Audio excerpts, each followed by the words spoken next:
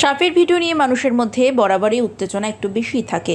কারোর আবার সাপ দেখলে হৃদস্পন্দন বেড়ে যায়। এবার এক দুটো নয়, ঘর ভর্তি সাপের মুখে পড়লেন এক ব্যক্তি। তারপর কি হলো সেটাই দেখুন। আর এই ভিডিওটি দেখলে আপনি একদম শিউরে উঠবেন, কারণ সারা ঘরে কেবল কিলবিল করছে সাপ আর সাপ, তাদের মধ্যেই একা এক ব্যক্তি। এই ভিডিও সম্প্রতি ভাইরাল হয়েছে ইন্টারনেটে। জনপ্রিয় সোশ্যাল মিডিয়া প্ল্যাটফর্ম ইনস্টাগ্রামে আলী ঘুলমি নামের অ্যাকাউন্ট থেকে সেই সাপের ভিডিও পোস্ট করা হয়েছে। ভিডিও শুরুতে দেখা যাচ্ছে একটি ছোট্ট ঘুপচি ঘর, সেখানে মেঝেতে কিলবিল করছে অনেক সাপ। তাদের মধ্যে কেউ কেউ আবার ফোনা তুলেও রয়েছে। এমনই সাপ ভর্তি ঘরে লাঠি হাতে প্রবেশ করেন এক ব্যক্তি।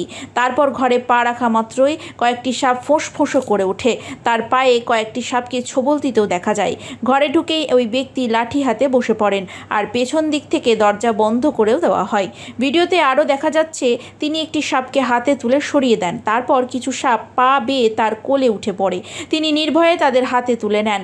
কোনো সাপের মাথায় আবার হাতও বুলিয়ে দেন তিনি। ব্যক্তির সাহস থেকে হাড় হিম হয়ে গিয়েছে নেটিজেনদের।